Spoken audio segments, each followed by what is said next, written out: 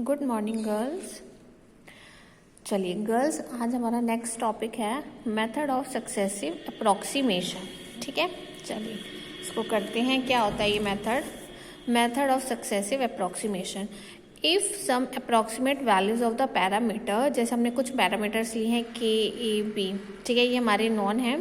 So if some approximate values, इनकी कोई approximate values होंगी, then a first correction for each of this can be obtained by the principle of the least square. जो हम उसका first correction करेंगे वो सारा क्या होगा, हमारा ऑब्टेन करेगा bye the principle of the least square. ठीक है, जैसे कि मान लीजिए let us suppose that first correction for this, अगर मैं मान लेती हूँ कि जो मेरा के ए और बी, जो हमारी ये पैरामीटर्स हैं, इनका जो फर्स्ट करेक्शन है वो क्या होगा, म्यू, लैम्डा और डेल रेस्पेक्टिवली।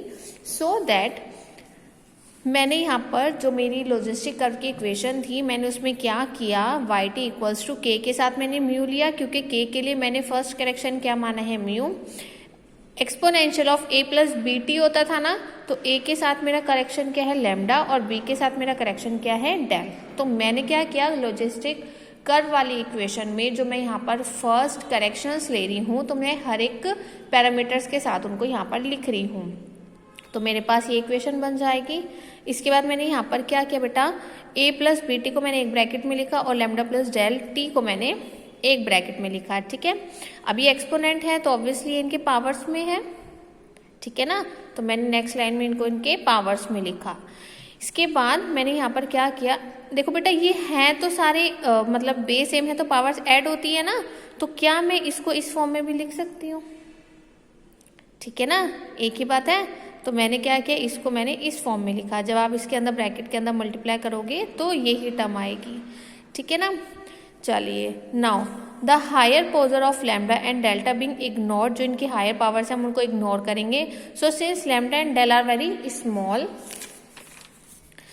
सो हमने यहाँ पर बेसिकली क्या किया है, तो बेसिकली यहाँ पर बेटा मैंने क्या किया है, जो मेरी ये वाली इक्वेशन थी ना लास्ट वाली, ठीक है, इसको मैंने क्या किया है, स्प्लिट किया है और अपनी मर्जी से मैंने इस फॉर्म में लिखा है। अगर आप इस इक्वेशन को सॉल्व करोगे तो आपको वही इक्वेशन बाद में दोबारा से मिल जाएगी। तो मैंने क्या किया, उस इक्वेशन को यहाँ पर स्प्लिट करके लिखा है।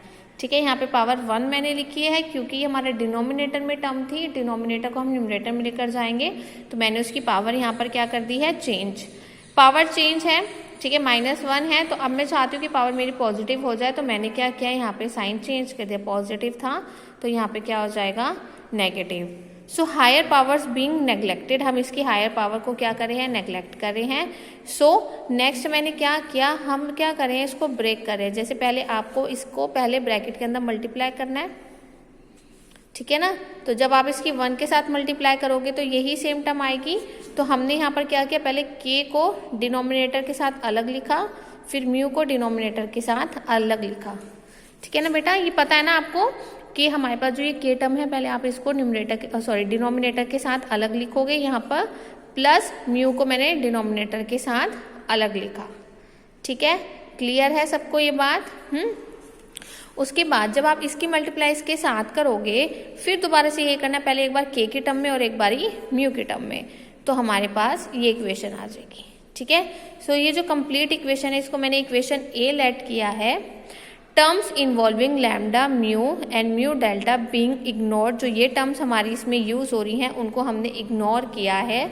ठीक है, सो उसके बाद वो हमें कह रहे हैं, सो द इक्वेशन ए में बी रिटन एज, हम उसको कैसे लिख सकते हैं, ये वाली इक्वेशन को हम कैसे लिख सकते हैं बेटा, फर्स्ट वाले को मैंने ए टी लेट किया, सेकेंड वाले को मैंने बी टी लेट किया, थर्ड वाले को C T and the last one is your D T. So ये सारे के सारे हमारे पास क्या है, नोन है for what, K A and B are also known. तो mu, lambda and delta can now be obtained by the principle of the least squares. So if the first approximation is not satisfactory, so the second approximation can be obtained by the same method. कि जो हमने यहाँ पे first approximation किया है वो हमारा थोड़ा सेटिस्फैक्टरी नहीं है, तो हम यहाँ पे अगर सेकेंड अप्रोक्सीमेशन करते हैं बाय द सेम मेथड, तो वो हमारा में भी हो जाए, ठीक है ना, थोड़ा सेटिस्फैक्टरी हो जाए। तो बेसिकली हमने यहाँ पर क्या किया है बेटा कि जो भी हमारा लॉजिस्टिक कर्व की इक्वेशन थी उसमें हमने क्या किया है, पैरामीटर्स में अपने फर्स्ट करेक्शन की कुछ वैल्यूज को ऐड ऑन किया है और ऐड ऑन करके हमने इक्वेशन को सॉल्व किया है और चेक किया है कि वेदर ये हमारा सेटिस्फैक्ट्री है या नहीं। ठीक है ना, तो वो हमारा नहीं निकला सेटिस्फैक्ट्री। तो आपको इस थ्योरम में क्या करना है बेटा, ये वाली जो टर्म है ये आपको सॉल्व करनी है। ठीक है ना, ब्रैकेट के अंदर मल्टीप्लाई करके आपको ये वाली टर्म लेकर आनी है, चेक करना है कि ये टर्म आ रही है या नहीं आ रही है। ठीक है, तो ये आपका मेथड है, मेथड ऑफ सक्सेसिव अप्रोक्सीमेशन। ठीक है, चलिए इसके बाद आपका न्यू टॉपिक है मूविंग एवरेज मेथड। ये आपका मोस्ट इंपॉर्टेंट टॉपिक है। ठीक है, और सबसे आसान टॉपिक है। इसे मतलब मूविंग एवरेज मेथड टॉपिक से इजी कोई टॉपिक ही नहीं है स्टैटिस्टिक में। ये इतना आसान है, इसके एग्जाम्पल सबसे आसान सॉल्व होते हैं। अगर ये आपके एग्जाम में क्वेश्चंस आते हैं तो आप मान लीजिए अगर 8 मार्क्स का क्वेश्चन आपका मूविंग एवरेज मेथड पे आ जाता है तो आपका 8 में से 8 मार्क्स जरूर आएंगे अगर आपको ये मेथड समझ आ गया। ठीक है ना, चलिए देखिए मूविंग एवरेज मेथड हमारा क्या होता है। It consists in measurement of trend by smoothing out the fluctuation of the data by means of a moving average। Basically moving average method हमारा ये कहता है कि जो हमने मेजरमेंट की है ट्रेंड की, उसमें जो फ्लक्चुएशन आती है डाटाज में, ठीक है ना, जो हम मेजरमेंट कर रहे हैं ट्रेंड की, उसमें कुछ जो फ्लक्चुएशंस आती हैं डाटा में, किससे, जब हम उसके मीन्स निकालते हैं मूविंग एवरेज के, तो उसको हम क्या बोलते हैं, मूविंग एवरेज मेथड। कि किसी भी डाटा में अगर कोई फ्लक्चुएशन आ रही है तो हम क्या करेंगे, उसका कोई एक मीन निकाल लेंगे according to our moving average method. ठीक है, तो चलिए देखिए समझते हैं बेसिकली मूविंग एवरेज मेथड क्या होता है बेटा। हम ना इसमें ना क्या करते हैं, हम ना ईयर वाइज इसको सॉल्व करते हैं। जैसे आपको क्वेश्चंस में पूछा जाएगा कि फॉर एग्जाम्पल मान लीजिए आपको कहा जाए कि आपको 3 इयर्स का मूविंग एवरेज निकालना है। ठीक है ना, आप इससे ज़रा समझिए मूविंग एवरेज बेसिकली क्या होगा। आपको 3 इयर्स का मूविंग एवरेज निकालना है, तो मान लीजिए मैं यहाँ पर ईयर्स ले रही हूँ 1991, 92, 93, 94, 95, 96, 97, 98, 99, चलो बस इतना ले रहे, 2000 तक ले लेते हैं। ठीक है, हमें इसकी कुछ मंथली या कुछ भी हमें वैल्यूज़ गिवन होंगी, तो मान लीजिए इसका 100, 200, 300, 400, 500, 600, 700, 800, 900, इसको 100 ले लेते हैं। ठीक है, ये वैल्यूज हमें गिवन है, मुझे इसका निकालना है 3 इयर्स मूविंग एवरेज। MA का मतलब क्या बेटा, यहाँ पे मूविंग एवरेज। तो हम कैसे निकालते हैं, बेसिकली देखो 3 आपका यहाँ पर क्या है, ऑड है, यानी कि 3 आपकी क्या है, M की वैल्यू है। ठीक है, सो 3 आपके पास यहाँ पे क्या है, ऑड है। तो जब हमारे पास ऑड वाली कंडीशन होगी, यानी कि ऑड में हमें मूविंग एवरेज फाइंड आउट करनी होगी, तो हम कैसे करेंगे बेटा, बेसिकली आपको पहले 3 इयर्स काउंट करना है, 1 2 3, ये आपके स्टार्टिंग 3 इयर्स हैं।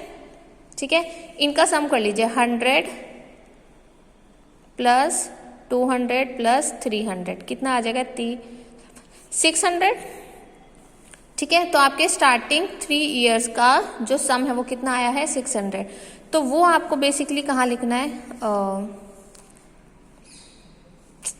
क्या करूँ मैं, कहाँ पे लिखूँ, चलिए इसको थोड़ा रफ वर्क ही मानिएगा। ठीक है ना, तो जो आपका 3 इयर्स मूविंग एवरेज आएगा, आपको क्या करना है, इन तीनों की मिडल वैल्यू कौन सी है, 200। ठीक है ना, जो स्टार्टिंग 3 इयर्स हैं उन 3 इयर्स की मिडल वैल्यू क्या है, 200। तो आपने 200 के सामने क्या लिखना है, 600। बोलिए बात समझ आई। चलिए अब आपको नेक्स्ट 3 इयर्स लेना है, 1 2 3। अब हमारे पास 3 इयर्स ये वाले हो जाएंगे। ठीक है, 200, 300 एंड 400, इनको ऐड कीजिए, 4 5 6 7 8 9। तो इन तीनों का सम कितना हो गया, 900। वो आप कहाँ लिखोगे, यहाँ, क्योंकि इन तीनों में मिडल टर्म कौन सी है, ये वाली, तो हमने मिडल टर्म के सामने ही इन तीनों का सम लिखना है। ठीक है, तो बेसिकली हम क्या कर रहे हैं, आपको 3 इयर्स, स्टार्टिंग 3 ईयर से आप लोगे, उनका सम करोगे और सम करके आपको मिडल वैल्यू के सामने उस टर्म को लिखना है। ठीक है, चलिए अब नेक्स्ट देखिए, अब मैं ले रही हूँ नेक्स्ट 3 ईयर्स। अब मैं यहाँ से यहाँ तक ले रही हूँ 300, 400 एंड 500। क्या हो जाएगा टोटल? 5, 6, 7, 8, 9, 10, 11, 12। टोटल कितना आ गया? 12। मिडिल टर्म कौन सी है? 400, तो मैं 400 के सामने क्या लिखूंगी? 1200। ठीक है ना। तो ऐसे करते करते हमें कॉन्टिन्यूएशन में इनको क्या करना है? एड ऑन करना है। तो ये हमारा क्या आ गया? 3 ईयर्स मूविंग एवरेज। ठीक है, तो ये हम कब करते हैं? जब हमें ऑड ईयर्स के लिए मतलब सॉर्ट करना होता है। ऑड ईयर्स के लिए हमें मूविंग एवरेज फाइंड आउट करना होता है। ठीक है, अब चलिए एक कंडीशन लेते हैं इवन के लिए। मान लीजिए आपको 4 ईयर्स के लिए करना है, 4 ईयर्स मूविंग एवरेज। ठीक है, तो हम इसको कैसे करेंगे? बेसिकली मैं अब थोड़े कम ईयर्स ले लेती हूँ। 99, 2000, 2001, 2, 3, 4। ठीक है, कम ही ले रही हूँ आपको सिर्फ समझाने के लिए। यहाँ पे मान लीजिए इसकी वैल्यूज गिवन है।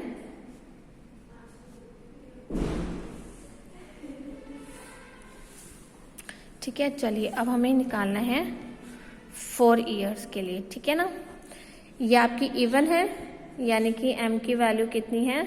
4। ठीक है, तो हम कैसे करेंगे? चलिए स्टार्टिंग 4 ईयर्स 1, 2, 3, 4, ये आपके स्टार्टिंग 4 ईयर्स हैं। ऐड कीजिए 5, 4, 9, 9, 10, 11, 12, 13, 14। टोटल इनका कितना आ रहा है? 1400। आपको बेटा इन सब का सम करना है। सम करके कितना है? 1400। अब जो सम करके वैल्यू आती है वो हम मिडिल टर्म के सामने लिखते हैं, पर यहाँ पे तो मिडिल टर्म कोई है ही नहीं। तो हम क्या करेंगे? 300 और 400 के बीच में, यानी कि यहाँ पे मैं क्या लिखूंगी? 1200। ठीक है, तो जब भी आपको इवन टर्म के लिए ये अपना डाटा बनाना होगा तो आपको 1 लाइन स्पेस छोड़कर फिर लिखना है, क्योंकि हमें इन दोनों के बीच में ये टर्म लिखनी है। 300 के सामने भी नहीं लिखनी, 400 के सामने भी नहीं लिखनी है, आपको इन दोनों के बीच में ये टर्म लिखनी है। ठीक है, चलिए उसके बाद अब नेक्स्ट 4 ईयर्स कौन से होंगे? ये वाले। चलो ऐड करो 100, 5, 6, 7, 8, 9, 10, 11, 12, 13। अब इनमें क्या होगा? 400 और 500 के बीच में यहाँ पे आएगी मिडिल टर्म, तो ये कितना आ जाएगा आपका? जो भी टर्म आई है मैं अभी ये लिख देती हूँ। इनको ऐड करके जो भी आएगा आपको 400 और 500 के बीच में लिखना है। नेक्स्ट 4 ईयर्स कौन से हो जाएंगे? ये वाले। इनको ऐड करो 2, 3, 4, 5, 6, 7, 8, 9, 10, 11, 12, 1200। अब आप वो कहाँ लिखोगे? इन दोनों के बीच में।